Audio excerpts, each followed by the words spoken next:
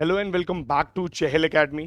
In this prelim special program आज हम लोग कुछ इंपॉर्टेंट करंट अफेयर्स को कवर करने वाले हैं और इस करंट अफेयर्स में कुछ इंपॉर्टेंट एक्ट्स को कवर करने वाले हैं जो न्यूज़ में हमेशा से रहे हैं।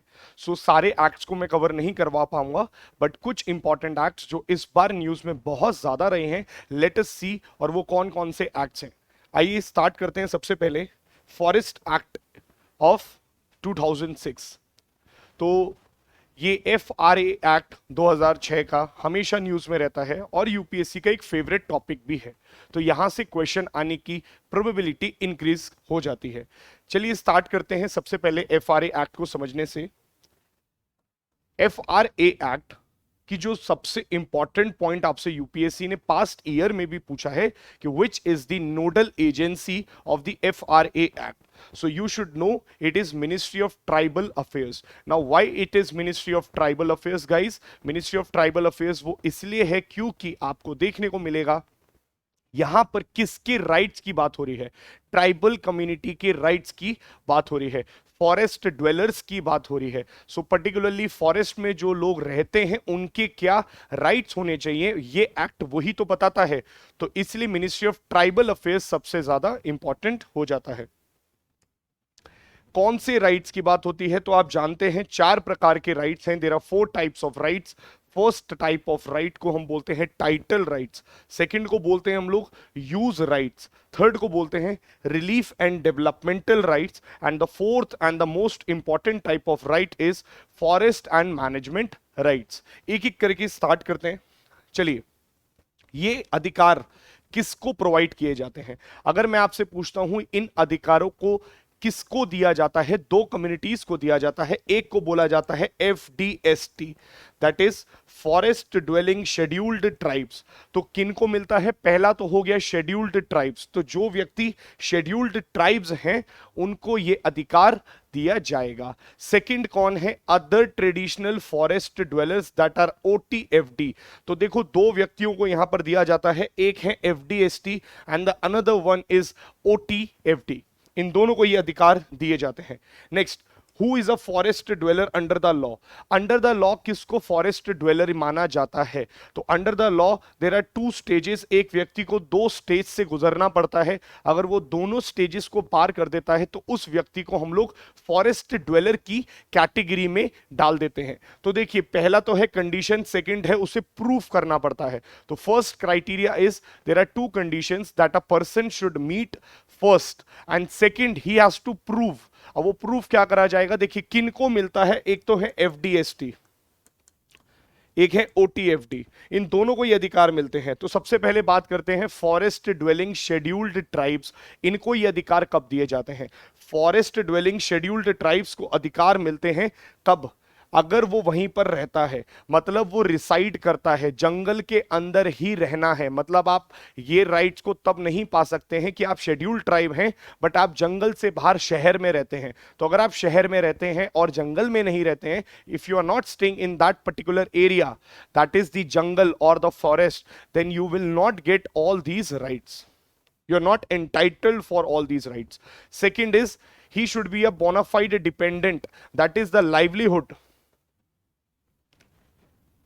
should be based upon the jungle or the forest only. He should get his livelihood, he is a bona fide livelihood dependent upon the forest only.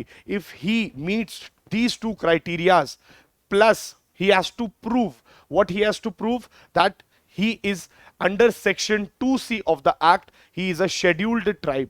मतलब उसे ये प्रूफ भी करना पड़ेगा, 3 चीजें उसे करनी है। पहला तो 2 कंडीशंस प्रूफ करनी है, 2 कंडीशंस इन दोनों को प्रूफ करनी है। FDST हो चाहे OTFD हो, दोनों को कंडीशंस तो पूरी करनी ही पड़ेंगी, चाहे OTFD हो। For example other traditional forest dweller, उन्हें भी यहीं पर रहना पड़ेगा, मतलब फॉरेस्ट के अंदर ही। और second, bonafide dependent, he should also be a bonafide dependent, that the livelihood also should come from jungle और द फॉरेस्ट ओनली। दोनों क्राइटेरियाज में या दोनों कम्युनिटीज के लिए यही है। बट जब इनको प्रूव करना होता है वहां पर सिचुएशन अलग है। फॉर एग्जाम्पल जो एफडीएसटी हैं उनको सिर्फ ये प्रूव करना है कि सरकारी रिकॉर्ड्स में they are scheduled tribes. If they are scheduled tribes automatically they get that benefits if they meet all the two conditions and this criteria.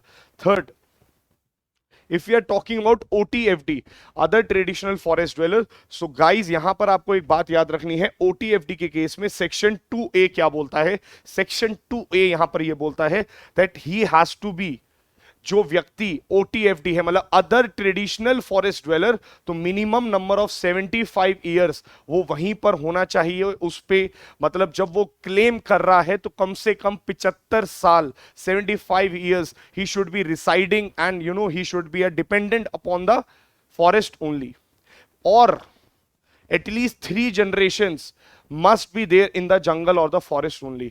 If he meets these 2 criteria, that are the conditions, and plus this, he is considered as OTFD। और आप जानते ही हैं FDST और OTFD को ही तो rights मिलते हैं। अब देखते हैं राइट्स के बारे में बात करते हैं। सबसे पहला है टाइटल राइट्स, किन्हें मिलते हैं? एफडीएसटी एंड ओटीएफडी।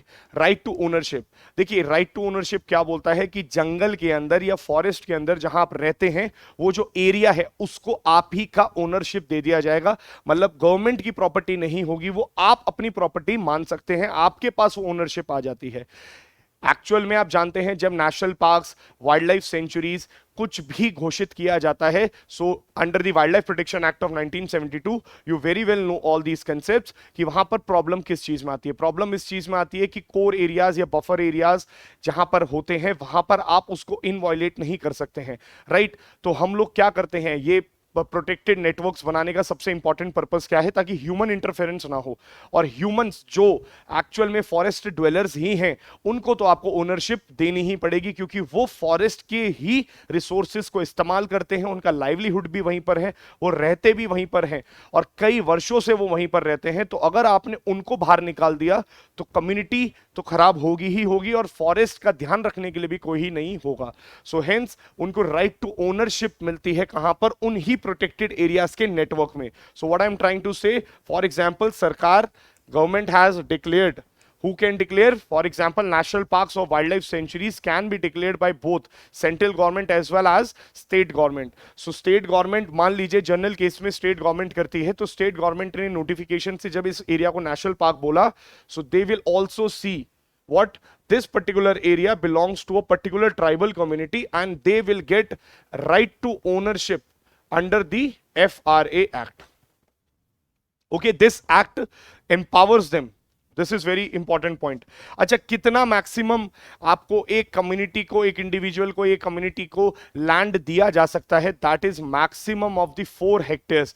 4 हेक्टेयर लैंड जो है मैक्सिमम दिया जा सकता है एक इंडिविजुअल या एक कम्युनिटी के पास। Next, land recognised. देखिए लैंड रिकॉग्नाइज्ड, जो भी लैंड को रिकॉग्नाइज करा गया होगा under the right to ownership, that is the title rights, it can not be transferred, there should be no transferring and no selling. मतलब आप उस लैंड को ऐसा नहीं कर सकते कि किसी को बेच दें, या फिर आप ऐसा भी नहीं कर सकते हैं कि उसको ट्रांसफर करवा दें अपने नाम से किसी और के नाम पर। सो जिसको मिलेगा उसी की ओनरशिप है। ओके, चलिए नेक्स्ट, आपको एक बात पता होनी चाहिए कि आफ्टर 13th of December 2005, मतलब ये एक डेट है 13th December 2005, जब तक ये डेट है उससे पहले, मतलब बिफोर 13th of December 2005, जो भी कम्युनिटीज वहां रहती थी फॉरेस्ट में उन्हीं को राइट्स मिले हैं। After 2005 this date no new lands और द राइट्स आर गिवन। याद रखिएगा, मतलब 2005 के दिसंबर 13 तारीख को जो व्यक्ति उससे पहले रिसाइड करते थे they can only claim. For example what I am trying to say, आज कोई कम्युनिटी उठ करके बोले कि मुझे FRA दो, आज हम रहना चालू कर रहे हैं, नहीं। 2005 से पहले जो भी व्यक्ति थे उन्हीं को राइट टू ओनरशिप मिलेगा। आफ्टर 2005 दिसंबर 13 तारीख no new lands will be granted, that is once, एक ही बार दिए गए हैं वो लैंड राइट्स। चलिए, यूज राइट्स क्या बोलता है दोस्तों, आप जानते ही हैं, माइनर फॉरेस्ट प्रोड्यूस। मेरे को कमेंट सेक्शन में एक बात बताइए, माइनर फॉरेस्ट प्रोड्यूस के अंदर कौन सी चीजें नहीं आती हैं, what is not considered as a minor forest produce, जल्दी से बताओ। क्या timber is a minor forest produce, क्या bamboo is a minor forest produce? तो अगर आप ये बात जानते हैं तो कमेंट सेक्शन में जरूर बताइए। नेक्स्ट, फर्स्ट टाइम याद रखिएगा, माइनर फॉरेस्ट प्रोड्यूस जो वर्ड है वो भी मेंशन होता है कहां पर, FRA एक्ट के अंतर्गत ही। तो फॉरेस्ट राइट्स एक्ट 2006 के अंतर्गत FRA के अंदर ही फर्स्ट टाइम ये वर्ड मेंशन होता है। बट अगर मैं आपसे बोलता हूं कहां पर ये वर्ड मेंशन होता है,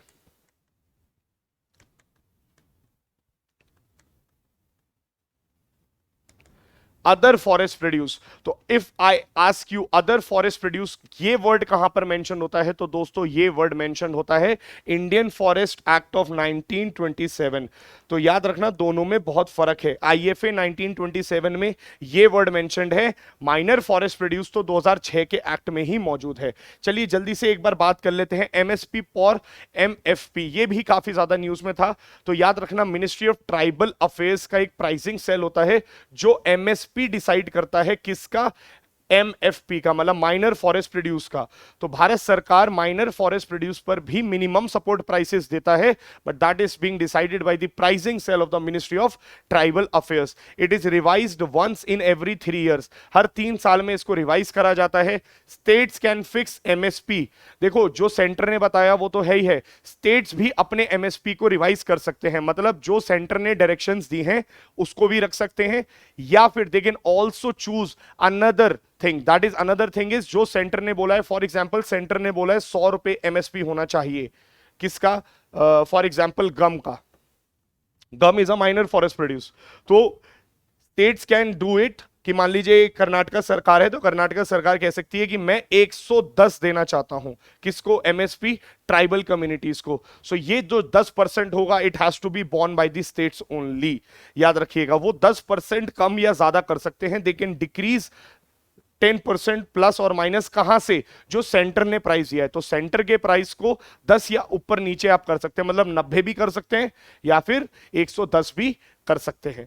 चलिए आगे बात करते हैं फटाफट से, रिलीफ एंड डेवलपमेंटल राइट्स। दोस्तों अब नेक्स्ट टाइप ऑफ राइट आप जानते हैं, थर्ड टाइप ऑफ राइट में है रिलीफ और डेवलपमेंटल राइट। रिलीफ और डेवलपमेंटल राइट क्या बोलता है, इफ इलीगल एविक्शन हो रहा है, फोर्स्ड डिस्प्लेसमेंट होता है, या फिर वहां पर मान लीजिए भारत सरकार कहता है कि मेरे को एक हाईवे बनाना है, I need to create 1 dam, and if you need to create a dam you need to displace the local public that is in residing forest dwellers, then you have to provide them relief, you have to provide them rehabilitation, you have to provide them another area of the same area, jitna area unko mila tha, another place you have to provide them all the facilities, you have to provide them। so aapko kya karna padega, relief और developmental और rehabilitation देना पड़ेगा। चलिए last right is forest management, that is community forest management rights. Community forest management rights क्या बोलते हैं दोस्तों, ये राइट ये बोलते हैं ऐसी कुछ प्लांट्स हैं, ऐसे कुछ species of flora and fauna है जो हमारे ट्राइबल कम्युनिटी हमेशा से कई सालों से प्रोटेक्ट करते आ रहे हैं, कई जनरेशन से प्रोटेक्ट करते आ रहे हैं, उनको एक्चुअल में और प्रोटेक्ट करा जाना चाहिए। So you will see that they are being always protected and they must be protected also. So traditionally इनको प्रोटेक्ट किया जाता है और आगे भी प्रोटेक्ट किया जाएगा।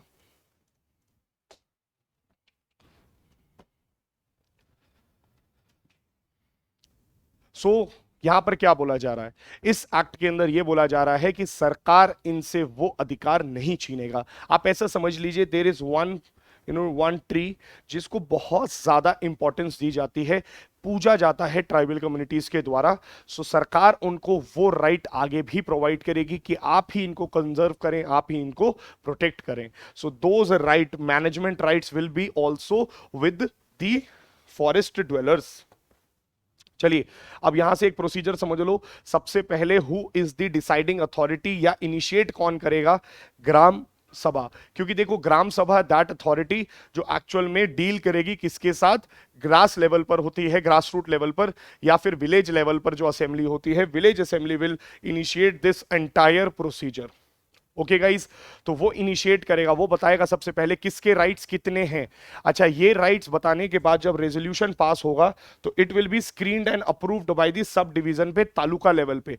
तालुका लेवल पे जो सब डिवीजन लेवल होता है जिसे हम बोलते हैं, उस पर स्क्रीनिंग होगी। स्क्रीनिंग का मतलब क्या होता है, चेकिंग करी जाएगी कि जो भी विलेज असेंबली ने रेजोल्यूशन पास किया है, for example I am a tribal community person, I will come up and in the village assembly मेरे राइट्स डिसाइड होंगे। और वो कैसे डिसाइड होंगे, मुझे वो कुछ कंडीशंस मीट करनी पड़ेंगी। अगर वो कंडीशंस मीट होती हैं तो मेरा रेजोल्यूशन पास होगा, the assembly will pass my resolution, and then what will happen, then it will be screened by the subdivision level, they will have the records, land records, and after that what will happen, the final decision will be taken by the district level, जो हमारे district magistrate होते हैं, they will take up the final decision, and after that through a notification वो rights दे दिए जाते हैं।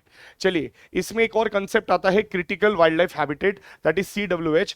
For example, यहां पर सरकार जब राइट्स की बात करता है तो देखो, अगर हर एक व्यक्ति को राइट्स दे दिए जाएं जो फॉरेस्ट ड्वेलर्स हैं, तो सरकार को ऐसा डर लगा कि कहीं ऐसा ना हो जाए कि ह्यूमंस और एनवायरमेंट में ह्यूमंस की जीत हो जाए। मतलब कई ऐसे एरिया होते हैं जो इको सेंसिटिव बहुत ज्यादा होते हैं, they are very fragiles and they need to be protected. Obviously forest dwellers के राइट्स को प्रोटेक्ट करना है, but also you need to protect what, you need to protect critically wildlife, those habitats that are critically very important for the society, for the environment. तो अगर national park और wildlife sanctuaries में, national parks और wildlife sanctuaries के अंतर्गत, protected areas के अंतर्गत भारत सरकार ये घोषित कर सकता है FRA एक्ट से, क्या, कि ऐसे चीजों को इनवायलेट बना सकता है। मतलब मान लीजिए this is the entire area of the national park, government can declare this particular area as critically wildlife habitat, और याद रखना it is inviolate, inviolate means it is free of human interference, no human interference is allowed here, कोई भी human interference allowed नहीं है। किस area में, इस एरिया में। तो यहां पर देखो दो एक्ट हैं, यही एक्ट यहां से FRA में ही ओनरशिप की भी बात कर रहा है, यही FRA टाइटल राइट्स की भी बात कर रहा है, और यही FRA सरकार को पावर भी देता है किस चीज की, कि वो किसी एरिया पर ह्यूमन इंटरफेरेंस नहीं दे सकते। मतलब ऐसा एरिया बना सकते हैं जहां पे कोई ह्यूमंस अलाउड ही ना हो। अब ये बात याद रखना, that is very very important, who declares this, because nodal agency is ministry of tribal affairs in the cases of FRA, but when it comes to the case of critically wildlife habitat, it is Ministry of Environment। तो Ministry of Environment under the central government declares this particular area। चलिए, okay, this is another important fact for your prelims। एक बात याद रखिएगा, Baigas was the first community who got the FRA rights। ठीक है, बाइगास कहां पर है, particularly they are vulnerable tribal groups. Okay, PVTGs का पार्ट है, मध्य प्रदेश और छत्तीसगढ़ में पाए जाते हैं। तो बाइगा कम्युनिटी को सबसे पहली बार FRA के अंदर दर्जा दिया गया था। चलिए जल्दी से हम लोग दूसरे एक्ट की ओर बढ़ते हैं।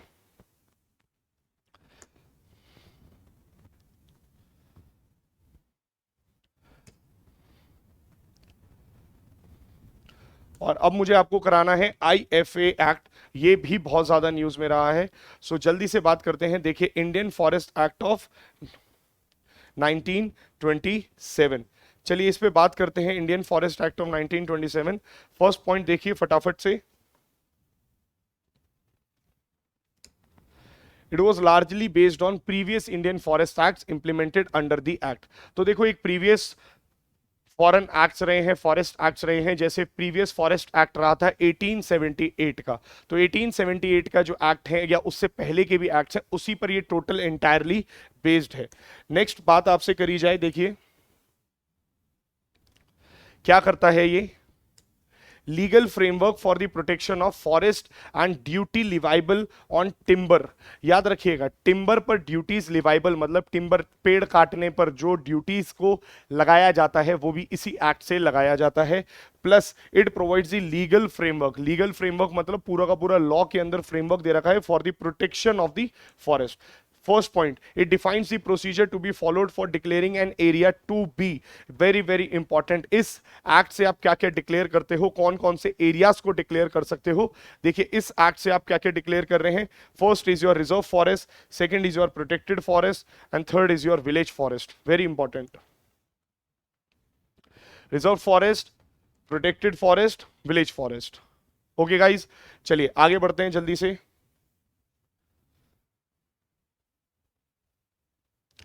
अब बात करते हैं, it defines what is a forest offence. देखो ये डिफाइन करता है कि फॉरेस्ट ऑफेंस क्या है। सबसे पहला, it also what acts are prohibited inside reserve forest. तो रिजर्व फॉरेस्ट के अंदर कौन कौन से एक्ट्स नहीं कर सकते हो, ये भी वो एक्ट बताता है। यहां पर पेनल्टीज का भी ऑप्शन है, लिवाइबल ड्यूटीज भी बताता है।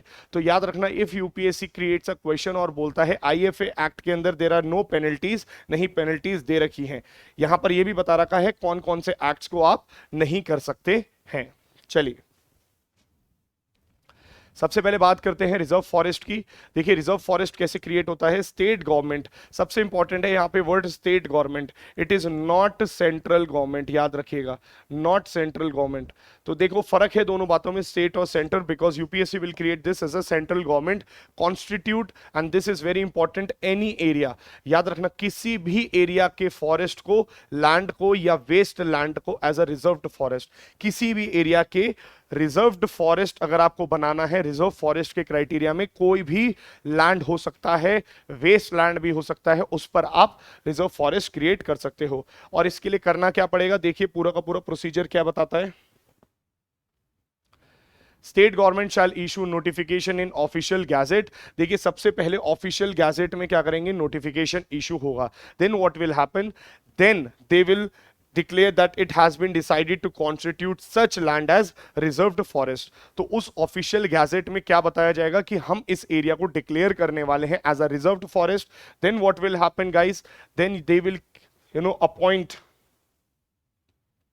देखिए then they will also specify the limits of such lands. तो लिमिट भी स्पेसिफाई करी जाएगी, understand this, they will also specify the limits of those lands.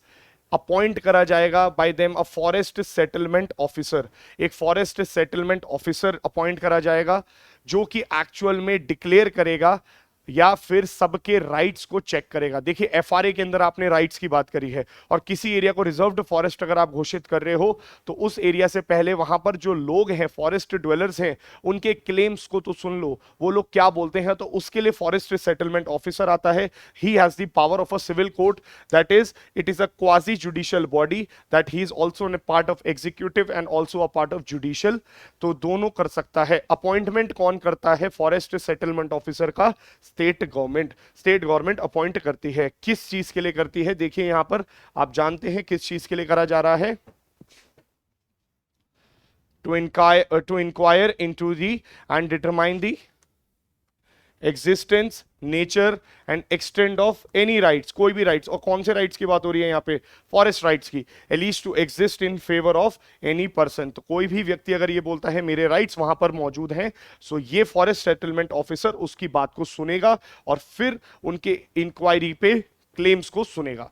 चलिए उसके बाद वो क्या करेगा, देखिए forest settlement officer local vernacular language में क्या करेगा, एक लॉ पास करेगा, लॉ इन द सेंस एक नोटिफिकेशन पास करेगा, नॉट द लॉ। तो नोटिफिकेशन निकालेगा, पब्लिश करेगा, और उसमें क्या बताएगा उनकी भाषा में कि इतना इतना एरिया को भारत सरकार रिजर्व फॉरेस्ट घोषित करने ही वाला है, तो ताकि लोगों को अवेयरनेस पहुंच जाए। देखिए very very important, in the case of a claim relating to practice of shifting cultivation. देखो शिफ्टिंग कल्टीवेशन के केस में अगर आप जानते हैं, जैसे जिसको हम स्लैश एंड बर्न कल्टीवेशन या झूम कल्टीवेशन के नाम से भी जानते हैं, तो शिफ्टिंग कल्टीवेशन के केस में फॉरेस्ट सेटलमेंट ऑफिसर ही बताता है कि उसको परमिशन मिलनी चाहिए या फिर prohibition. So what I am trying to say here is, देखो मान लो ये एक लैंड है और इस लैंड पर एक कम्युनिटी थी जो यहां पर क्या करती थी, एग्रीकल्चर करती आ रही है कई सालों से। तो वो क्या करती है, झूम कल्टीवेशन करती है, मतलब एग्रीकल्चर तो करती है बट उसके बाद क्या करती है, यहां से शिफ्ट होकर इस वाले एरिया पे चली जाती है। अच्छा मान लीजिए भारत सरकार ने अभी हाल ही में डिक्लेयर करना चाहा है इस एरिया को, जितना मैंने अभी येलो से मार्क करा है, इस एरिया को रिजर्व फॉरेस्ट, और आज की डेट में वो कम्युनिटी कहां पर मौजूद है, the community is in this area. Why, because they perform या they do shifting cultivation. So in that scenario क्या वो यहां पर शिफ्टिंग कल्टीवेशन कर पाएंगे कि नहीं कर पाएंगे, उस केस में जो फाइनल अथॉरिटी है, फाइनल मींस जो अपना रिकमेंडेशन देगा, वो फॉरेस्ट सेटलमेंट ऑफिसर होगा, और स्टेट गवर्नमेंट उनकी बात को जनरली मान लेते हैं। सो अल्टीमेटली स्टेट गवर्नमेंट हाँ या ना बताएगा। याद रखिएगा अपील इज ऑल्सो अलाउड।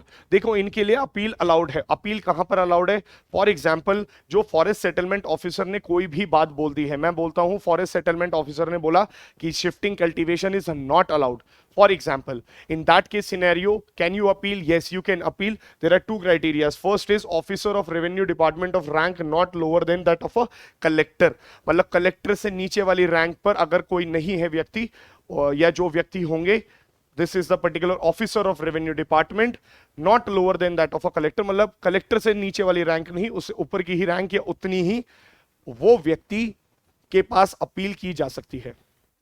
और in another case forest court भी बन सकता है। मतलब यहां पर क्या बोला जा रहा है कि there is also a criteria where the government can declare, या गवर्नमेंट स्टेट गवर्नमेंट क्या कर सकती हैं, फॉरेस्ट कोर्ट्स को एस्टैब्लिश कर सकती हैं।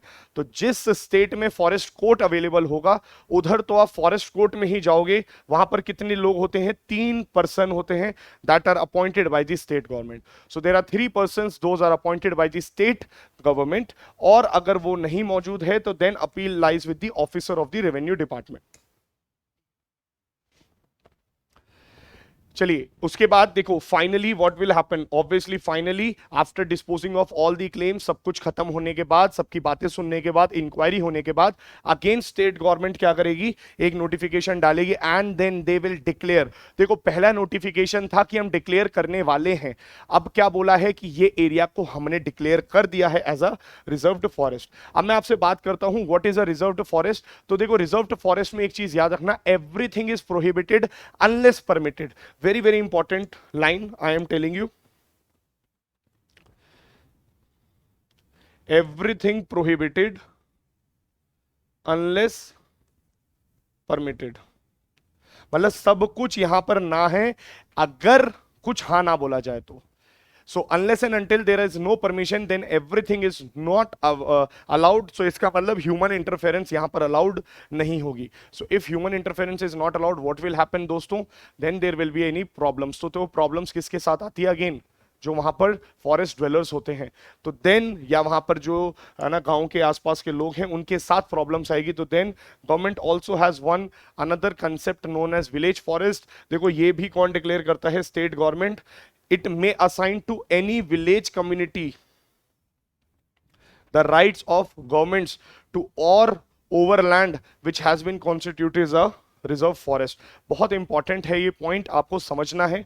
देखिए क्या बोला जा रहा है कि स्टेट गवर्नमेंट के पास ये पावर है कि वो विलेज कम्युनिटी को राइट्स दे दे, rights of the governments to और over land which has been constituted a reserve forest. मतलब देखिए ये एक रिजर्व्ड फॉरेस्ट है, इस रिजर्व्ड फॉरेस्ट का ये वाला भाग दिया जा सकता है as a village forest. So village forest अगर घोषित कर दिया जाएगा then the community in the village can easily access this particular portion. तो वो इसको एक्सेस कर सकते हैं क्योंकि रिजर्व्ड फॉरेस्ट में तो कुछ अलाउड ही नहीं है। और अगर आप सस्टेनेबल डेवलपमेंट चाहते हैं तो आपको किसको मैनेज करना पड़ेगा? You need to manage both. You need to also manage what you're the public, that is the your tribal communities or the village communities, and also your environment. To create a balance, government can declare a particular area inside a reserved forest as a village forest and provide community rights to the village community। याद रखिएगा तो यहां पर भी state government ही है। और देखो यहां पर किस तरीके के राइट्स दे सकते हैं? Obviously management of village forest prescribing conditions under which the community may be provided with timber or other forest produce or pasture। very very important। क्या बोला जा रहा है? यहां पर अलाउ किया जा सकता है but rules and regulations will be created by the government only। so rules and regulations इससे related जो भी होंगे गवर्नमेंट डिक्लेयर करेगा, but कैसे आप यहां से टिम्बर ले सकते हैं, आप लिया जा सकता है। विलेज फॉरेस्ट में आप एग्रीकल्चर भी कर सकते हैं। विलेज फॉरेस्ट में सबसे लीस्ट प्रोटेक्शन दिया जा सकता है, आप ऐसा समझ लीजिए। तो मैं कह रहा हूं रिजर्व्ड फॉरेस्ट अगर ये पूरा है, इसमें कोई ऑप्शन ही नहीं है कि आप ह्यूमन इंटरफेरेंस कर पाओ। तो कर पाओगे कैसे? अगर किसी एरिया को विलेज फॉरेस्ट घोषित कर दिया जाए। तो यहां पर जो पेड़ लगे उनको आप काट सकते हो, बट काटने के बदले क्या देना पड़ेगा? ड्यूटीज। ठीक है, ये ब्रिटिश टाइम पीरियड का है। तो इंडियन फॉरेस्ट एक्ट ऑफ 1927, तो कॉलोनियलिज्म चल रहा है इसके अंदर, तो ये बात याद रखिएगा। ठीक है, चलिए आगे बात करते हैं। Protected forest and the last is protected forest, देखो यहां पर कीवर्ड क्या है, एनी लैंड। एनी लैंड मतलब किसी भी लैंड पे किया जा सकता है, but the key point is which is not included in a reserve forest, मतलब ऐसा कोई लैंड जो रिजर्व फॉरेस्ट नहीं बनाया गया है उस पर आप प्रोटेक्शन फॉरेस्ट या प्रोटेक्टेड फॉरेस्ट बना सकते हैं। मान लीजिए ये इंटायर स्टेट है ऑफ कर्नाटका, इसमें इतना एरिया क्या है रिजर्व्ड फॉरेस्ट, तो और इतना एरिया क्या है ये वाला विलेज फॉरेस्ट, ये वाला विलेज फॉरेस्ट, क्योंकि विलेज फॉरेस्ट कहां बन सकता है, इनसाइड अ रिजर्व फॉरेस्ट। यहां तक I hope you are clear. But can a area inside a reserve forest be declared as a protected forest? No. Outside, देखो यहां पर डिक्लेयर करा जा सकता है प्रोटेक्टेड फॉरेस्ट, यहां पर डिक्लेयर करा जा सकता है protected forest, okay, but such land is property of government. This is the key point or the basic difference between reserve forest and protected forest. When it comes to protected forest, याद रखिएगा वो area जो है particularly सरकारी land की books में आना चाहिए, मतलब सरकारी रिकॉर्ड्स में होना चाहिए। तो अगर कोई एरिया जैसे this area belongs to the government only, तब आप उस एरिया पे प्रोटेक्टेड फॉरेस्ट डाल सकते हैं। बट रिजर्व फॉरेस्ट किसी भी एरिया पे किया जा सकता है, चाहे प्राइवेट लैंड क्यों ना हो। याद रखिएगा, प्राइवेट हो चाहे वो कहते हैं गवर्नमेंट के अंडर आता हो, कोई भी लैंड मास हो, आप उस पर ये क्रिएट कर सकते हैं। अच्छा, रिजर्व फॉरेस्ट, प्रोटेक्टेड फॉरेस्ट और इनमें डिफरेंस क्या है, देखो जल्दी से एक बार देख लीजिए। रिजर्व्ड फॉरेस्ट सबसे ज्यादा प्रोटेक्शन होती है, फिर प्रोटेक्टेड फॉरेस्ट, और लीस्ट होती है विलेज फॉरेस्ट में, क्योंकि विलेज फॉरेस्ट में तो आप जानते ही हैं विलेज कम्युनिटीज एक्सेस करती हैं, ग्रेजिंग कर सकती हैं, टिम्बर ले सकते हैं। अच्छा, रिजर्व्ड फॉरेस्ट और प्रोटेक्टेड फॉरेस्ट में क्या फर्क है? पहला फर्क तो यही आ गया कि रिजर्व फॉरेस्ट किसी भी लैंड पे किया जा सकता है, whereas protected forest only on those lands which is not declared as a reserve forest, plus it should be a property of government only. तो प्राइवेट पे नहीं कर सकते आप as a protected forest. Second basic difference between reserve forest and protected forest guys, reserve forest जो है particularly याद रखना, ये बात बहुत इंपॉर्टेंट बोल रहा हूं, एवरीथिंग इज प्रोहिबिटेड, हर चीज यहां पर प्रोहिबिटेड होती है अनलेस वो परमिट ना करी जाए। परमिट कौन करेगा? सरकार। और प्रोटेक्टेड फॉरेस्ट का उल्टा डेफिनेशन है, मतलब एवरीथिंग इज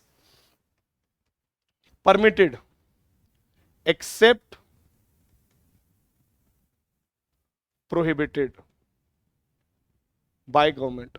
मतलब प्रोटेक्टेड फॉरेस्ट में हर चीज अलाउड होती है एक्सेप्ट कुछ सरकार ने बैन कर दिया, सरकार ने प्रोहिबिट कर दिया, जबकि रिजर्व फॉरेस्ट में हर चीज बैन होती है एक्सेप्ट अगर सरकार ने हाँ कर दी। तो I hope this makes sense. अच्छा चलिए कुछ कमिटीज की बात कर लेते हैं फटाफट से। देखो आईएफए 1927 को अमेंड करने के लिए देयर वाज टू कमिटीज। पहली कमेटी का नाम है एमबी शाह रिपोर्ट 2010। तो एमबी शाह ने भी 2010 में एक रिपोर्ट दी थी जिसमें इन्होंने बात करी थी आईएफए को किस तरीके से अमेंड करा जाए। बिकॉज एक बात याद रखना, सेंट्रल गवर्नमेंट या यहां पर जो गवर्नमेंट है, सॉरी स्टेट गवर्नमेंट के पास एक्सेसिव पावर्स हैं। जो ब्यूरोक्रेसी है, फॉरेस्ट सेटलमेंट ऑफिसर है, उसके पास एक्सेसिव पावर्स दे दी गई हैं। तो किसी भी एरिया को रिजर्व फॉरेस्ट घोषित कर दिया जाता है, इनवॉयलेटेड बना दिया जाता है। That is why MB Shah report चाहता है कि ये जो कॉलोनियल प्रिज्म वाला लॉ है इसको अमेंड करा जाए। Same is TSR Subramaniam report of 2015, they always talked about this. Next point जो आपको याद रखना है, यूपीएससी रेलिवेंट, सेंट्रल गवर्नमेंट में levy duty in not state government. तो अगर देखो ड्यूटीज की बात करो, अभी तक आप हर जगह एक चीज पढ़ रहे हो, जैसे reserve forest, protected forest, village forest, इसको नोटिफिकेशन के थ्रू स्टेट गवर्नमेंट डिक्लेयर करता है। But there is only one case where the central government comes into role, that is who decides the duties कितनी लगानी है। वो ड्यूटीज का जो अमाउंट है वो कौन बताता है? Central government, not state government. That is where UPSC will say such manner by notification on all timber और अदर फॉरेस्ट प्रोड्यूस। देखो मैं अभी आपको बता भी रहा था अदर फॉरेस्ट प्रोड्यूस किधर मेंशन्ड है, other forest produce is mentioned in this act. चलिए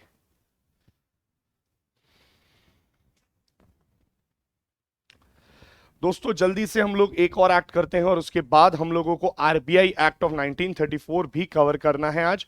तो ये चार एक्ट के साथ बस यहीं पे खत्म करेंगे हम लोग आज। तो चार एक्ट कवर करते हैं। तो पहले हम लोग एनवायरमेंट प्रोटेक्शन एक्ट करते हैं and then RBI act finally cover करते हैं।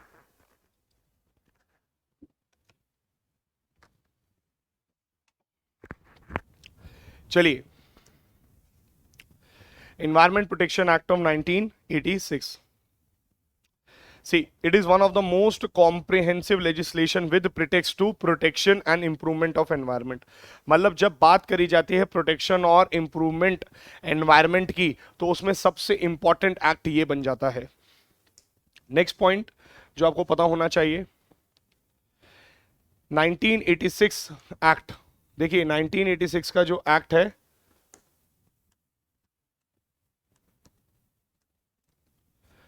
it was general legislation enacted under the article 253। अब what is article 253, जल्दी से कमेंट सेक्शन में बताओ दोस्तों।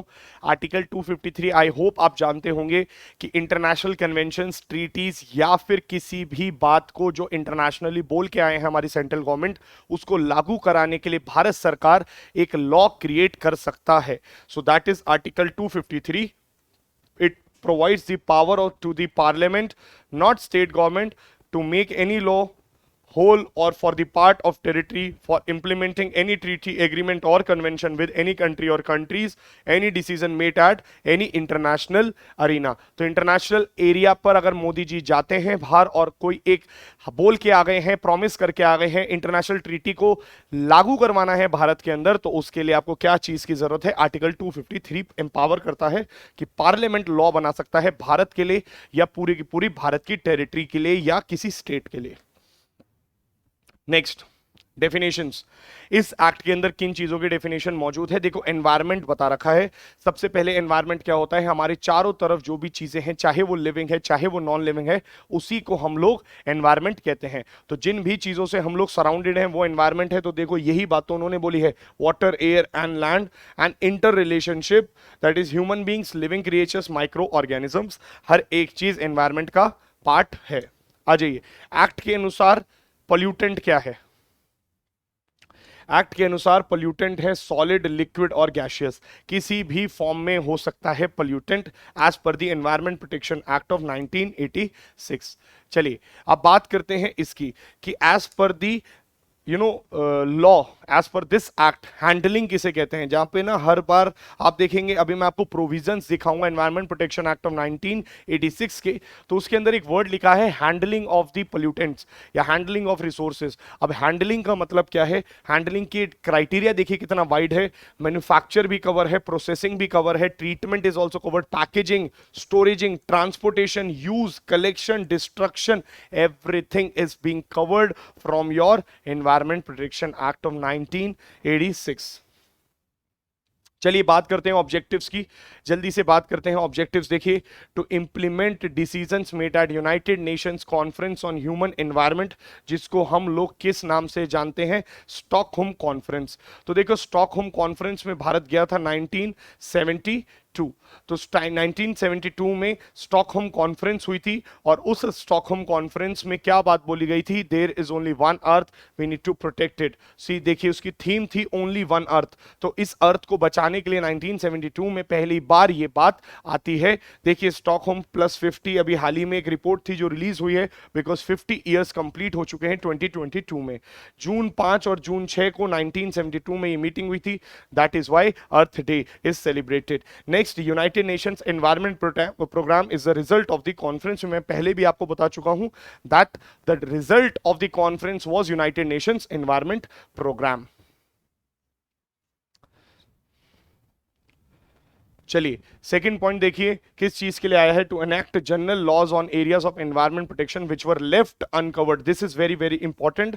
जो प्रोविजंस पहले नहीं कवर कर पाया है कोई भी एक्ट, उसी को कवर करने के लिए एनवायरनमेंट प्रोटेक्शन एक्ट आया है। That is why it is also known as umbrella legislation. Umbrella legislation with regard to environment protection and with regard to pollution. Pollution से रिलेटेड कोई भी चीज आपको मिलेगी या एनवायरनमेंट प्रोटेक्शन से रिलेटेड कहीं पर भी कोई चीज अगर दूसरे एक्ट में मेंशन नहीं है तो इसी में मौजूद होगा, because you will see the criteria is not defined. Specific चीज नहीं है, बहुत वाइडर टर्म्स में यहां पे बातें करी जा रही हैं। क्यों आया था? 1984 भोपाल गैस ट्रेजेडी हुई थी, है ना? तो उस भोपाल गैस ट्रेजेडी में कौन सी गैस रिलीज हुई थी, तो वो जरूर बताइए कमेंट सेक्शन में।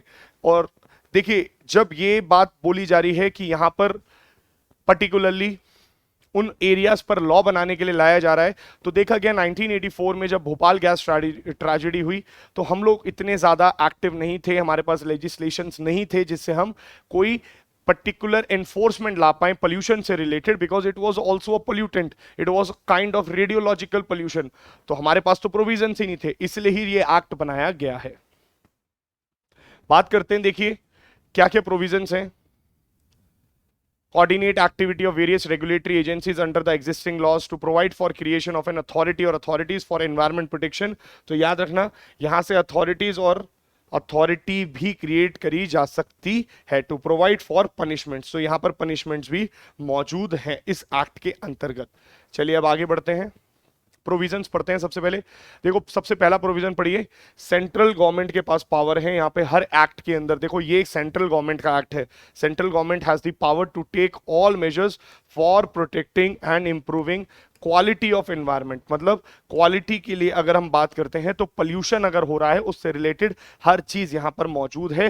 किस तरीके से अगर आपको देखने को मिले, देखिए preventing, controlling and abetting environment pollution, सबसे की इंपॉर्टेंट पॉइंट यहां पर यही है, एनवायरनमेंट पोल्यूशन से रिलेटेड हर चीज यहां पर मौजूद मिलेगी। सेकंड देखिए, coordination of actions bye the state government officers. यहां पे आप क्या कर सकते हैं, कोऑर्डिनेट कर सकते हैं जो स्टेट गवर्नमेंट या ऑफिसर्स के एक्शंस होते हैं through this particular act. Planning and execution of nation wide programmes, you can create nation wide programmes, you can also establish national campaigns through this particular, you can control abatement, anything related to pollution जो कहीं और covered नहीं है वो यही है। अब आ जाइए इधर, laying down standards of emission on discharge of environmental pollutants, बहुत बहुत इंपॉर्टेंट है। जैसे आप लोगों ने पढ़े होंगे solid waste management rules, okay, e waste management rules, plastic waste management rules, okay, biomedical waste, all those rules particularly comes from here only। तो रूल्स बनाने की पावर एनवायरमेंट पोल्यूशन से रिलेटेड, बिकॉज यहां से स्टैंडर्ड्स प्रोवाइड कर सकता है, it creates the standards for the environmental pollutant, कितना सही है कितना नहीं है।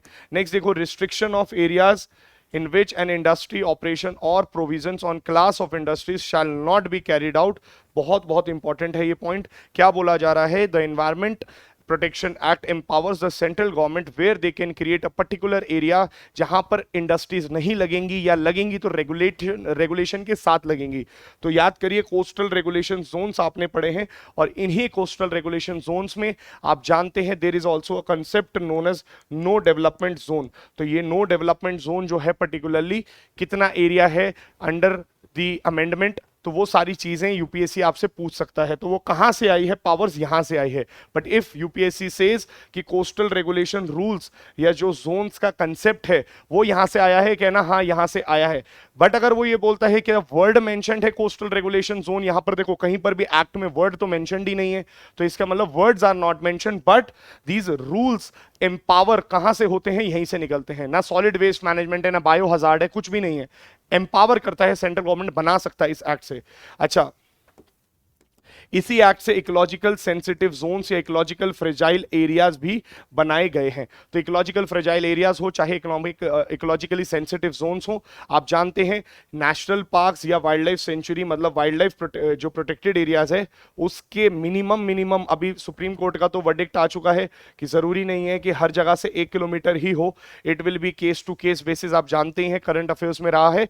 बट मिनिमम बोला जाता है कि मिनिमम सुप्रीम कोर्ट ने बोला है जहां पर बन सकता है, मतलब जहां पर हो सकता है 1 किलोमीटर का दायरा मिनिमम रहना चाहिए, क्या, as a ecologically fragile areas, because हमें बफर जोन क्रिएट कर देता है। तो नेशनल पार्क की ये टेरिटरी है, उसके 1 किलोमीटर का एरिया और घोषित कर दो इकोनॉमिकली या इकोलॉजिकली सेंसिटिव जोन या इकोलॉजिकली फ्रेजाइल एरियाज, वहां पर रेगुलेशन के साथ चीजें करी जाती हैं। सरकार चाहे तो रेगुलेट भी कर सकती है उस एरिया को, टू क्रिएट अनदर थोड़ा सा बफर एरिया, एडिशनल बफर के लिए इकोलॉजिकली फ्रेजाइल एरियाज। बट कहां से, इस ही प्रोविजन से। देखो यही प्रोविजन की पावर्स को यूज करके सरकार इकोलॉजिकली फ्रेजाइल एरियाज जैसे कंसेप्ट को भी देती है। तो 1986 से इकोलॉजिकली सेंसिटिव जोन निकला है, but the word again ecologically sensitive zone is not mentioned. Another point याद रखिएगा, कितना एक्सटेंड हो सकता है, मैक्सिमम 10 किलोमीटर। बट यूपीएससी बोले सिर्फ मैक्सिमम 10 किलोमीटर ही किया जा सकता है, तो स्टेटमेंट गलत हो जाएगी। जनरल केसेस में 10 किलोमीटर तक का एरिया को प्रोटेक्टेड एरियाज में माना जाता है ecologically fragile areas, but it can also extend in certain circumstances more than 10 kilometre.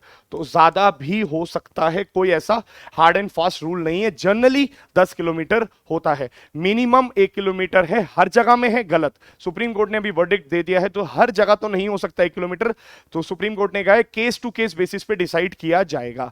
तो अगर यूपीएससी आपसे जनरली बोलता है 1 किलोमीटर है प्रोटेक्टेड एरियाज में, कहना हाँ, बट बोले on all the reserved forest या on all the protected areas, तो गलत हो जाएगी बात। हर जगह तो नहीं हो सकता, अभी हाल ही में ही सुप्रीम कोर्ट ने बोला है। चलिए आगे बढ़ता हूं मैं। Laying down procedures and safeguards for handling of hazardous substances. तो यहां से रूल्स भी निकलते हैं, यहीं से पॉल्यूटर पेज प्रिंसिपल का कंसेप्ट भी देखने को मिलता है। चलिए, इंस्पेक्शन ऑफ एनी प्रीमाइसेस, यहां पर आप इंस्पेक्शन कर सकते हैं प्लांट से रिलेटेड इक्विपमेंट्स, मशीनरी, मैन्युफैक्चरिंग, कुछ भी। देखो आप, बहुत हार्ड एंड फास्ट नहीं है ये, बहुत वाइड पावर्स क्रिएट करी जाती हैं इस एक्ट के through. I hope you are getting my point.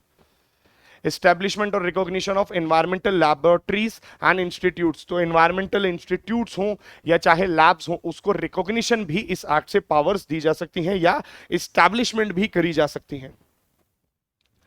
देखिए, कलेक्शन एंड डिससेमिनेशन ऑफ इंफॉर्मेशन, मतलब सरकार इस ही एक्ट से एम्पावर भी कर सकती है, कलेक्शन भी कर सकती है इंफॉर्मेशन का, और डिससेमिनेट मतलब दे भी सकती है, आगे भी पहुंचा सकती है, फैला भी सकती है। प्रिपरेशन ऑफ मैनुअल्स, कोड्स और गाइड्स, एनवायरमेंटल चीजों से गाइड्स बना सकता है, एनवायरमेंटली कोई कोड ऑफ कंडक्ट क्रिएट कर सकता है। They can also create certain manuals and any other matter. See, this is the most vague line in this particular act. Any other matter that the central government deems necessary, मतलब कितना wide है, तभी तो इसे umbrella legislation बोलता हूं मैं। और याद रखना हमेशा एक बात, अगर आपने ढंग से एक्ट्स पढ़े हैं, जैसे आईएफए, जैसे आपने wild life protection act of 1972 1986 का मैंने आपको पढ़ा ही दिया है, फॉरेस्ट कंजर्वेशन एक्ट है 1980 का जो आपको पढ़ना है, कैंपा एक्ट है जो 2016 का आपको पढ़ना है, और ऐसे ही बायोडाइवर्सिटी एक्ट है जो 2002 का आपको पढ़ना है। इन एक्ट में अगर कहीं पर भी कोई चीज नहीं है जो यूपीएससी आपको पूछना चाह रहा है, याद रखना उसकी वेग पावर्स यहीं से होंगी। देखो, central government if necessary constitute an authority, power, functions, हर चीज इस एक्ट से कर सकता है। ले डाउन स्टैंडर्ड्स ऑफ, देखिए, quality of air, water, soil, including noise, तो noise pollution is also a part of air pollution only, याद रखिएगा। तो एयर पोल्यूशन के थ्रू वो नॉइस पोल्यूशन से रिलेटेड भी चीजें इसी एक्ट से दी जाती हैं। तो जो बताया जाता है कितना डेसिबल रहेगा या साइलेंट जोन का जो कंसेप्ट है, वो सब यहीं से आया है। चलिए, पनिशमेंट देख लो दोस्तों, मैक्सिमम पनिशमेंट 5 साल या और 1 लाख रुपए का यहां पे जुर्माना आपको पे करना पड़ेगा। और अगर आपने दोबारा से वॉयलेशन करा है, मतलब फर्दर आपने दोबारा कंटिन्यूसली वॉयलेशन कर रहे हैं, every day you have to pay 5,000 rupees. और अगर आप ये कंटिन्यू कर रहे हैं मोर देन 1 ईयर, मतलब 1 साल तक आप वो वायलेशन करते ही जा रहे हैं, पोल्यूशन क्रिएट करते ही जा रहे हैं, 7 साल की सजा, इंप्रिजनमेंट का मैक्सिमम ऑप्शन दिया गया है। और देखिए लास्ट ऑप्शन, लास्ट पॉइंट पढ़िए, वेयर एनी एक्ट और ओमिशन कंस्टिट्यूट्स एन ऑफेंस, मतलब कोई भी एक्ट के अंदर कहीं पर ऑफेंस बता रखा होगा, जैसे आईएफए में बता रखा है, जैसे वाइल्ड लाइफ प्रोटेक्शन एक्ट में बता रखा है, एफआरए में बता रखा है, कहीं पर भी अगर वायलेशन की बात करी जाती है और ऑफेंस की बात करी जाती है, अगर वो बता रखा है, तो देखो जैसे वाइल्ड लाइफ प्रोटेक्शन एक्ट के अंदर भी ये बात बोली गई है कि if you do anything crime, तो उसमें पनिशमेंट्स मौजूद हैं, और मैं कहता हूं ईपीए के अंदर भी मौजूद है। तो कौन से एक्ट में आपको पनिशमेंट मिलेगी, हमेशा याद रखना इसी एक्ट से मिलेगी। मतलब अगर किसी एक्ट के अंतर्गत आपकी पनिशमेंट आती है तो ईपीए की पावर्स को यूज नहीं करा जाएगा। ओनली इन दो circumstances where there is no powers available, मतलब वाइल्ड लाइफ प्रोटेक्शन एक्ट में भी आपका क्राइम नहीं आ रहा है, आईएफए में भी नहीं फंस पा रहे हो, ना बायोडाइवर्सिटी में फंस पा रहे हो, कहीं पर भी आप नहीं आ पा रहे हो, तब एनवायरमेंट प्रोटेक्शन एक्ट की पावर्स को इस्तेमाल करके आपको पनिश किया जा सकता है। I hope you are guys are clear with this. चलिए जल्दी से अब लोग हम आरबीआई एक्ट पढ़ लेते हैं। This is also very important act, जहां से यूपीएससी हर साल क्वेश्चन पूछता ही जा रहा है। और फिर इसके बाद आज इस डिस्कशन को यहीं एंड करेंगे। चलिए स्टार्ट करते हैं। सबसे पहले, as per the act, bank note means any note issued by the bank.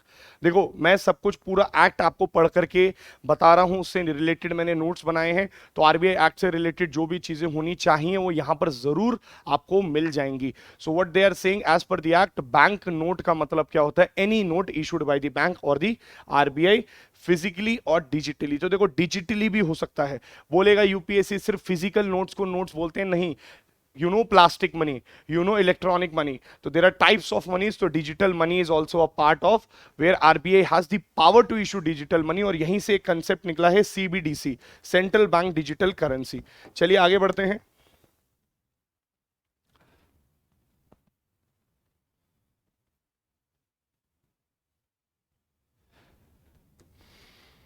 देखिए RBI was constituted for the purpose of taking over the management of the currency, मतलब करेंसी की मैनेजमेंट के लिए बनाया गया था आरबीआई को। आरबीआई जनरली क्यों, क्योंकि देखो पहले कौन करता था वो सब कुछ काम, सेंट्रल गवर्नमेंट। तो ये कब की बात हो रही है, RBI was constituted in 1934।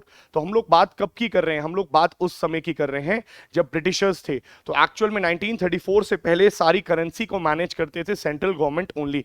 That is why आप देखोगे कॉइन्स आज भी किसको ही पार्ट दे दिए गए थे, सेंट्रल गवर्नमेंट को। तो आज की डेट में ministry of finance only publishes coin, मतलब वो है ना करता है, प्रिंट करता है।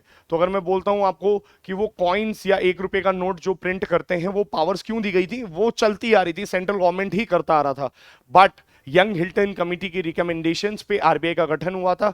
और याद रखिएगा यहां पे बी आर अंबेडकर का भी बहुत बड़ा रोल रहा है। तो बी आर अंबेडकर की भी रिकमेंडेशंस के बेसिस पे आरबीआई, मतलब यंग हिल्टन कमिटी ने पर्टिकुलरली आरबीआई को क्रिएट करवाया था। सो एक बात याद रखिएगा यहां पर again, that the UPSC can ask you particularly, actual में ये पावर्स आरबीआई को दे दी गई कि स्पेशली आप करेंसी को मैनेज करो, कब, ब्रिटिशर्स के टाइम पीरियड में ही, carrying on the business of banking. चलिए आगे बढ़ते हैं।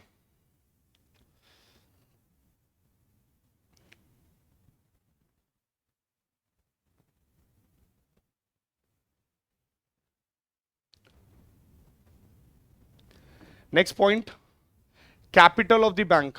देखो कितनी कैपिटल है बैंक की, ऑथराइज कैपिटल आप जानते हैं, ऑथराइज कैपिटल है 5 करोड़। यूपीएससी 500 करोड़ या 50 करोड़ या 5000 करोड़ कर देगा, 5 करोड़ है। इट कैन ओपन स्टैब्लिश, देखो ओपन भी कर सकता है, स्टैब्लिश भी कर सकता है ऑफिस एनीवेयर इन इंडिया, कहीं पर भी इंडिया में अपने ऑफिसेस को कर सकता है। बट उसको परमिशन की रिक्वायरमेंट है, किससे, सेंट्रल गवर्नमेंट से। With the permission of the central government RBI can create regional branches, offices कहीं पर भी, ये एक्ट के अंदर मौजूद है, एक्ट के अंदर मेंशन्ड है।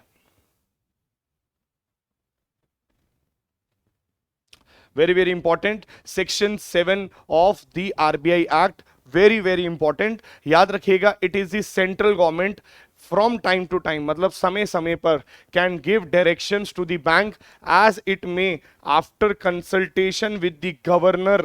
कंसल्टेशन वर्ड है, याद रखना, the word is consultation not concurrence, consultation necessary in public interest. UPSC ने पूछा भी है, क्या ये last to last year I guess, क्या सरकार डायरेक्शंस दे सकता है, सेंट्रल गवर्नमेंट डायरेक्शंस दे सकता है आरबीआई को? जी हाँ, it is the sole power. देखो यही पावर को यूज करके आरबीआई को एक डर लगाया जाता है बाय दी गवर्नमेंट। तो सेंट्रल गवर्नमेंट ने आज तक क्या इशू किया है सेक्शन 7 को? नहीं, यूज नहीं किया है, बट ऐसा डरा देता है कि देखो हमारे पास एक्ट में एक मौजूदा पावर है। तो एक बात याद रखना, RBI is not a autonomous body.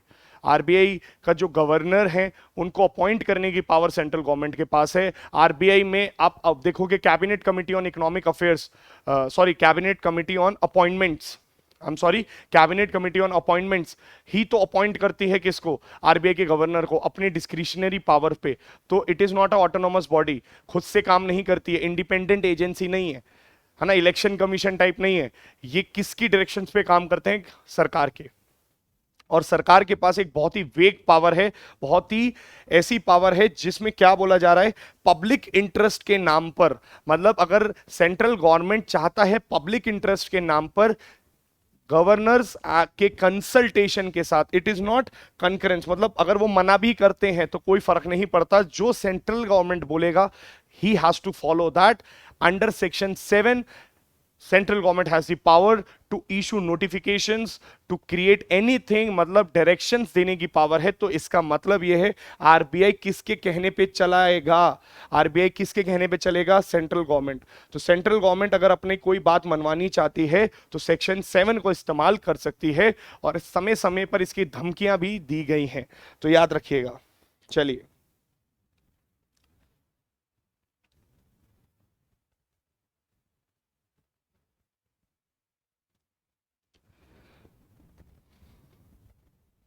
अब देखो यहां पर एक पॉइंट बोला जा रहा है, सेंट्रल बोर्ड। तो आरबीआई के अंदर एक सेंट्रल बोर्ड होता है। सेंट्रल बोर्ड में देखो कौन कौन होता है। गवर्नर होता है, not more than 4 deputy governors, 4 से ज्यादा डिप्यूटी गवर्नर नहीं हो सकते, कम जरूर हो सकते हैं। अच्छा, इनकी salary allowances decided by the central board. तो सेंट्रल बोर्ड डिसाइड करेगा, और देखो उसको अप्रूव्ड कौन करेगा? Central government. बहुत इंपॉर्टेंट पॉइंट बता रहा हूं, गवर्नर और डिप्यूटी गवर्नर कितनी सैलरी लेते हैं वो decide they will decide only. मतलब सेंट्रल बोर्ड बताएगा भाई ठीक है 5 लाख रुपए, ये 3 लाख रुपए महीना मिलनी चाहिए एक आरबीआई गवर्नर को।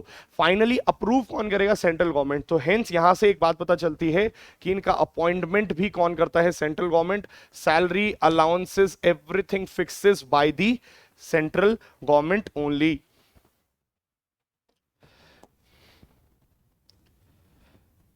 देखो यहां पर लिखा भी है, appointed by the central government cabinet committee on appointments. Okay, 4 directors हैं अलग अलग जगहों पर। देखिए 4 डायरेक्टर्स और हैं, एक है मद्रास के लिए, एक है बॉम्बे के लिए, कलकत्ता, दिल्ली, और यही तो सारी रीजनल ब्रांचेस भी हैं, आपको देखने को मिलेगा 4 जगह रीजनल ब्रांचेस भी हैं। अच्छा, एक तो हो गए डायरेक्ट गवर्नर, 4 हो गए डिप्टी गवर्नर, और 4 हो गए डायरेक्टर्स जो कि नॉमिनेट करता है कौन? Central government. तो कितने लोग हो गए? एक गवर्नर, 4 से ज्यादा डिप्टी गवर्नर नहीं हो सकते, मैं मान लेता हूं 4 ही है मैक्सिमम, और 4 डायरेक्टर। कौन? नॉमिनेट। देखो नॉमिनेट मतलब अपने ही लोगों को बिठाएगा कौन? Central government. देखो 10 other directors nominated by central government, और 10 डायरेक्टर्स यहां पे होंगे। ठीक है, तो आप समझ पा रहे हो कितने लोग हो रहे हैं, और एक गवर्नमेंट अपना ऑफिशियल भेजेगा। सो एक्चुअल में governor, deputy governors, 14 directors and 1 government official. चलिए, गवर्नर प्लस डिप्टी गवर्नर दोनों, चाहे गवर्नर हो चाहे डिप्टी गवर्नर हो, they hold office for 5 years, 5 साल तक के लिए ऑफिस को होल्ड करते हैं। And they are also eligible for reappointment. याद रखना कि वो दोबारा से अपॉइंट भी करे जा सकते हैं, मतलब एक बार जो गवर्नर बन गया जरूरी नहीं है कि वो दोबारा ना बन पाए, दोबारा भी बन सकते हैं। And same is the case with the deputy governor. But general होता है चेंज कर देते हैं, ऐसा कुछ नहीं है, हाँ रख भी सकते हैं।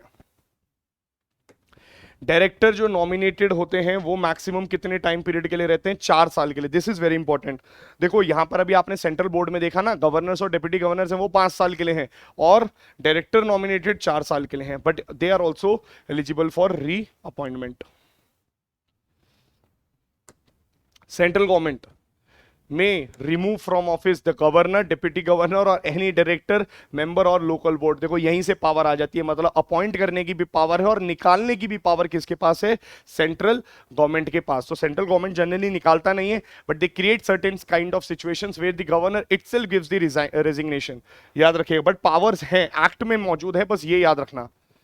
Okay, meetings of the central board shall be conveyed by the governor at least 6 times. देखो मिनिमम 6 बार सेंट्रल बोर्ड की मीटिंग होगी, 6 बार साल में। मैं ये बाय मंथली पॉलिसी की बात नहीं कर रहा हूं, मॉनेटरी पॉलिसी कमेटी की बात नहीं कर रहा हूं, सेंट्रल बोर्ड की मीटिंग की बात कर रहा हूं, कंफ्यूज मत होना। सेंट्रल बोर्ड की मीटिंग की ये बात हो रही है, और जब मॉनेटरी पॉलिसी पढ़ते हो तो मिनिमम 4 बार होता है, तो इसलिए वो हर 2 महीने में कर लेते हैं, मिनिमम 4 बार करनी होती है उधर।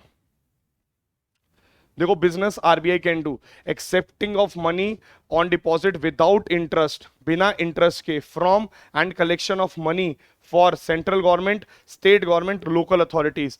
तो ये मनी विदाउट इंटरेस्ट अपने पास रखते हैं, किसका? सेंट्रल गवर्नमेंट का, स्टेट गवर्नमेंट का और लोकल अथॉरिटीज या बैंक्स का। Accepting deposits repayable with interest under standing deposit facility, very very important. देखो हाल ही में न्यूज में था स्टैंडिंग डिपॉजिट फैसिलिटी। अब what is standing deposit facility, एक बार देख लेते हैं। देखो स्टैंडिंग डिपॉजिट फैसिलिटी क्या है। It was amended in 2018। Section 17 empowered RBI to introduce standing deposit facility tool to absorb excess liquidity, excess पैसे को विदाउट कोलेटरल। देखो विदाउट कोलेटरल अगर आप चाहते हो एक्सेस पैसा को हम लोग कर लें तो standing deposit facility is another way. देखिए मार्जिनल स्टैंडिंग फैसिलिटी भी आप जानते हैं, और SDF available on all days, याद रखिएगा। It enables RBI to take liquidity from commercial banks without having to compensate them with G sec. This is very important.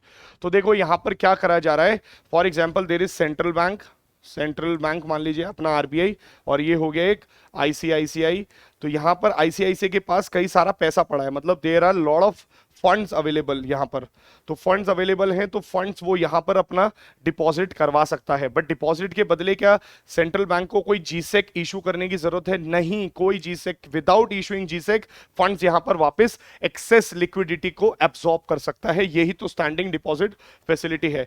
तो देखो banks to deposit on overnight basis, और ये every day basis का calculate किया जा सकता है। And provisions in present to absorb excess for longer tenors. SDF is now LAF floor, ये बहुत इंपॉर्टेंट है, याद करो। लिक्विडिटी एडजस्टमेंट फ्लोर या लिक्विडिटी एडजस्टमेंट फैसिलिटी का जो फ्लोर होता है, मतलब सबसे नीचे वाला मार्जिन जो होता है, फ्लोर वाला वर्ड आपको याद होगा, तो सबसे नीचे वाला जो फ्लोर है आज की डेट में वो एसडीएफ बन चुका है। तो अगर सेम स्टेटमेंट यूपीएससी देता है, इट इज 100% करेक्ट।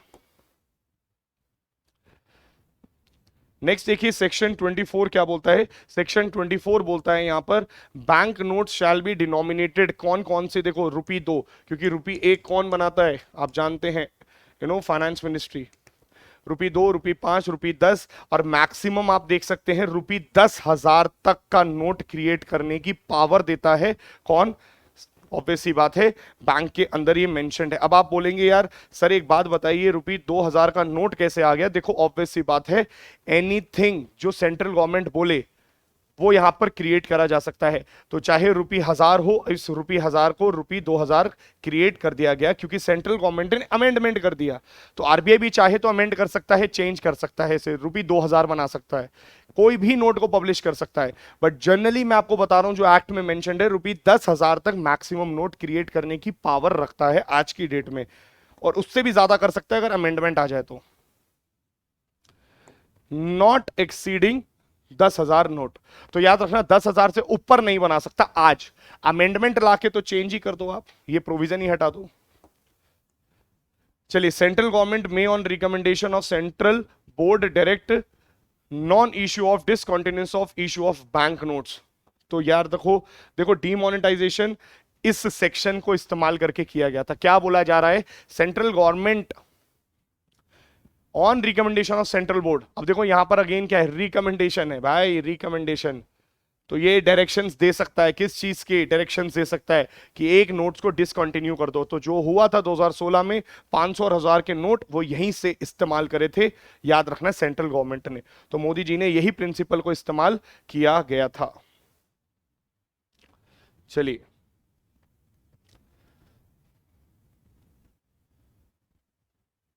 देखो design and form of bank notes approved by central government after recommendation by central board. तो एक बात याद करो, जैसे जब ये 500 और 2000 के नए नोट आए तो आप जानते हैं उसके पीछे अलग अलग डिजाइन्स आई। ये डिजाइन्स को अप्रूव करने की पावर किसके पास है? सेंट्रल गवर्नमेंट के पास। देखिए central government has the power to supersede central board, मतलब सेंट्रल बोर्ड को भी सुपरसीड करने की पावर है central government. Hence central government is the most important authority. यहां पर अगर पावर्स को यूज करना चाहे तो सेंट्रल गवर्नमेंट को कोई नहीं हरा सकता। इधर जनरली सरकार इंटरवीन नहीं करती है।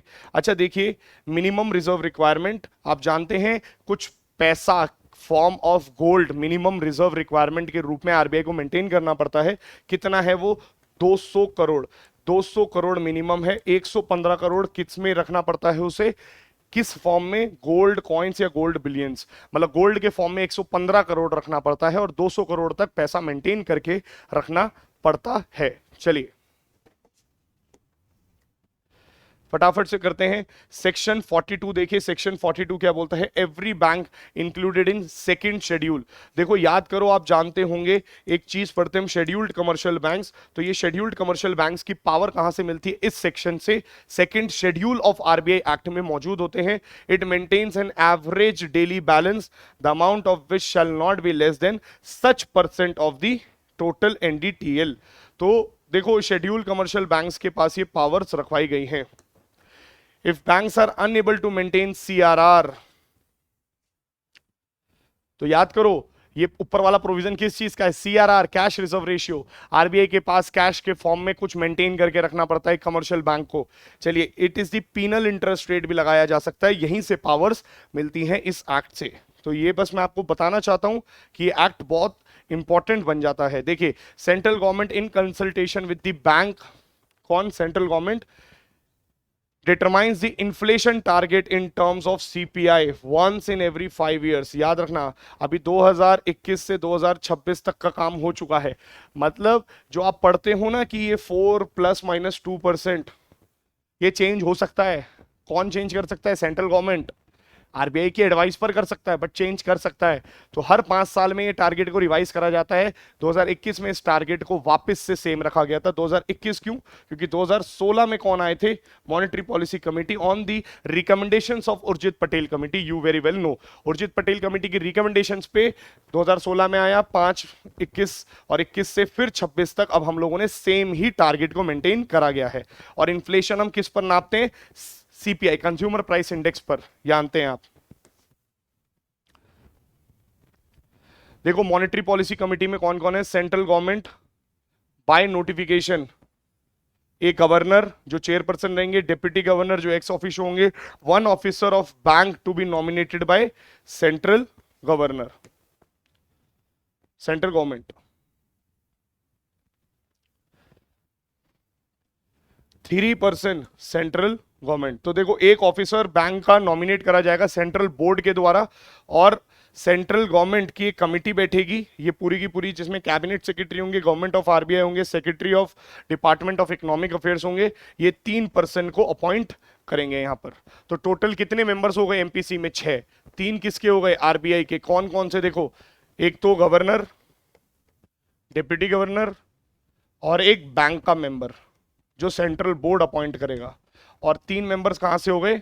जो सेंट्रल गवर्नमेंट अपॉइंट करेगी, या मतलब नॉमिनेट करेगी। चलिए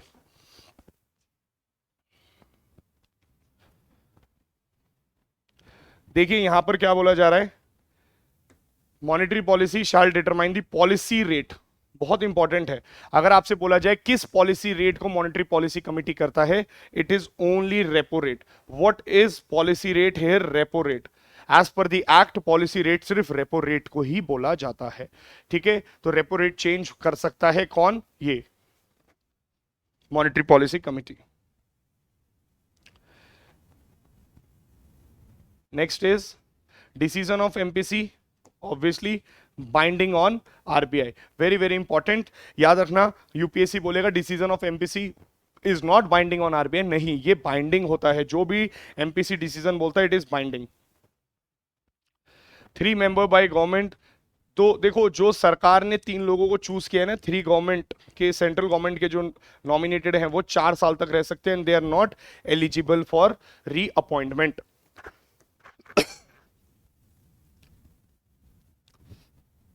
इनका पैसा कौन डिसाइड करता है? Remuneration central government. Central government में remove any of the 3 members, तो 3 मेंबर्स को अपॉइंट भी कर सकता है और निकाल भी सकता है।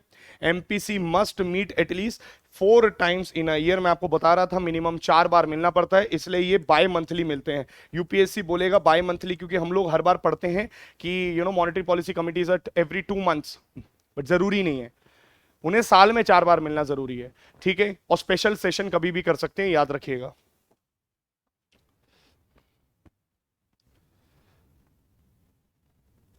देखिए एमपीसी की कमेटी की जब मीटिंग होती है, they have to write a statement specifying क्या रीजंस थे उनके वोटिंग के इन फेवर और अगेंस्ट दी प्रपोजल। तो एमपीसी में कोई एक व्यक्ति अगर अगेंस्ट बोल रहा है तो उनको क्यों बोल रहा है उसका भी प्रपोजल देना है। Hence it increases the accountability and transparency of the member of MPC.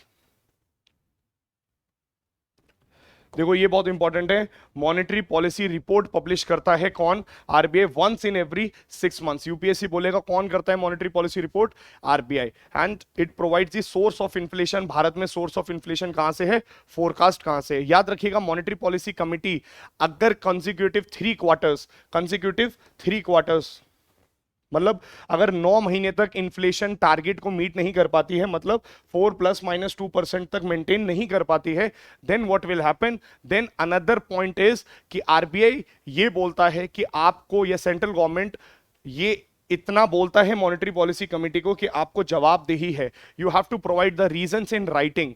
आपको राइटिंग में रीजंस बताने पड़ेंगे कि आप अचीव क्यों नहीं कर पा रहे हो टारगेट, जो भी हाल ही में हुआ था नवंबर में। सेकंड, आपको यह भी बताना पड़ेगा कब तक करोगे, till when you will be able to do it and how much time do you need and why you could not achieve this target, everything you have to provide them in writing। तो याद रखिएगा अगर monetary policy committee अपने target से fail होती है consecutive 3 quarters तक, तो ये भी करना पड़ सकता है। देखो, where the RBI fails to meet the inflation target, reasons for failures, also you need to propose remedies। आपको ये भी बताना पड़ेगा किस तरीके से सुधार आने वाला है, कैसे आप सुधार लाएंगे और टाइम पीरियड कब तक सुधार लाएंगे, वो भी आपको स्पेसिफाई करना पड़ेगा आफ्टर राइटिंग, इन राइटिंग।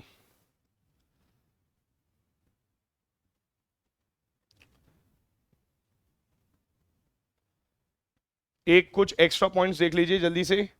भारतीय reserve bank note Mudra is a specialized division of RBI through which it prints note. तो देखो भारत के अंदर जो नोट्स प्रिंट होते हैं वो कहां से होते हैं, भारतीय रिजर्व बैंक नोट मुद्रा से द्वारा।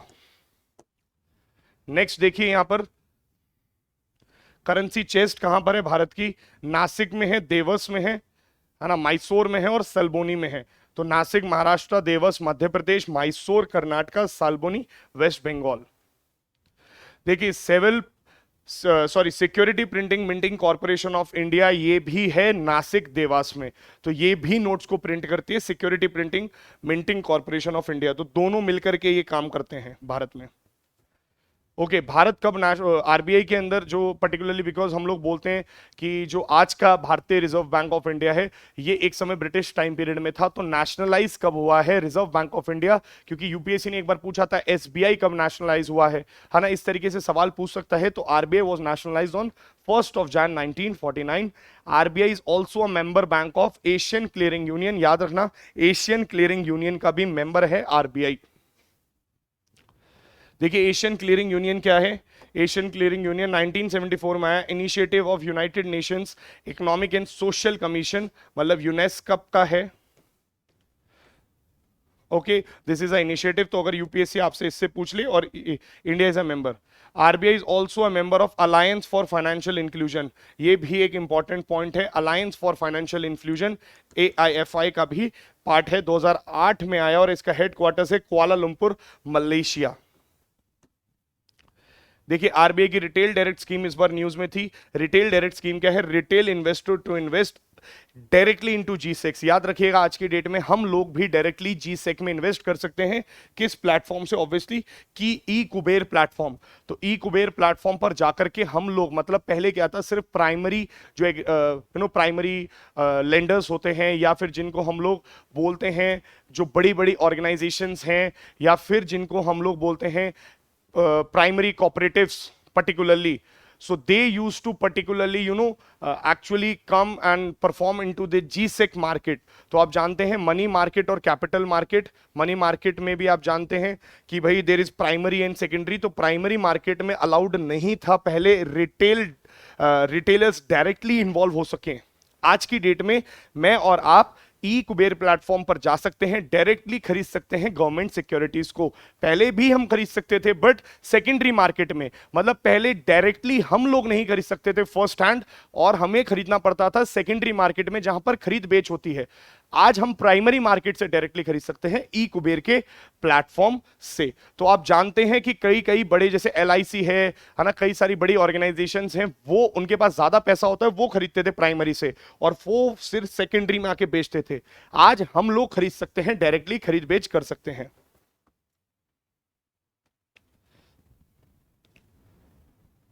देखिए बस RBI रिकमेंडेशंस बना 1926, royal commission on Indian currency, Hilton Young commission, BR Ambedkar obviously provided a very important role. तो उन्होंने the problem of rupee, its design and its origin and its solution में ये बात बोली गई थी कि किस तरीके से एक कमीशन बैठनी चाहिए, और उस कमीशन में उन्होंने रिकमेंडेशंस दी थी जिससे RBI आया, RBI एक्ट ऑफ 1934। देखो ये सब्सिडरी बॉडीज हैं, deposit insurance and credit guarantee corporation, DICGC। और आप जानते हैं आज की डेट में कितने लाख रुपए तक का इंश्योरेंस दिया जाता है? 5 लाख। तो ये 1 लाख था, 1 लाख के बाद 2 लाख हुआ, और आज की डेट में अगर आपका अकाउंट में पैसे हैं 5 लाख या 5 लाख से कम या 5 लाख से ज्यादा, तो मैक्सिमम सरकार आपको बोलती है, इंश्योरेंस गारंटी देती है कि अगर कल को बैंक डूब गया, मान लीजिए आपके बैंक में है 10 लाख रुपए और बैंक डूब गया, तो आपको मैक्सिमम 5 लाख तक का इंश्योरेंस फैसिलिटी देता है DICGC। ओके, चलिए गाइस, इसी के साथ अब हम लोग अपनी इस करंट अफेयर्स की सीरीज को एंड करते हैं। आई होप आप लोगों को समझ में आया होगा, कई सारी इंफॉर्मेशंस मिली होंगी। अब आपका पेपर बहुत ज्यादा नजदीक आ चुका है, संडे को आपका पेपर है और आज फ्राइडे है गाइस। रिवीजन पे फोकस करिए, कूल डाउन रहिए, ज्यादा परेशान मत होइए। जो आपने मेहनत करनी थी अब आप मेहनत कर चुके हैं। याद रखिएगा, जब आप स्टेबलाइज्ड माइंड से पेपर देने की कोशिश करेंगे तो आसान जो चीजें हैं या मुश्किल चीजें हैं वो भी आपके लिए आसान बन जाएंगी। तो क्वेश्चंस ज्यादा अटेम्प्ट कर पाएंगे आप और अच्छे से अटेम्प्ट कर पाएंगे। तो अपने विचारों को, अपनी सोच को बहुत ज्यादा धैर्य रखिए। अब परेशान होने की जरूरत नहीं है ना, और बहुत ज्यादा चीजें पढ़ने की जरूरत नहीं है। कूल डाउन होकर के पेपर देने की कोशिश करना, क्योंकि जब आप कूल डाउन होकर पेपर देते हैं, हमेशा याद रखिएगा एक बात, बहुत डिफिकल्ट क्वेश्चन भी आप सॉल्व कर सकते हैं। और प्रेशर में, टेंशन में, नींद ना पूरी करके अगर आप पेपर दे रहे हैं तो कई बार आसान चीजों को भी आप गलत करके आ जाते हैं। सो रिवाइज करिए और कूल डाउन रहिए। आई विश कि you clear this exam with flying colours. See you again with another videos. चलिए, थैंक यू सो मच।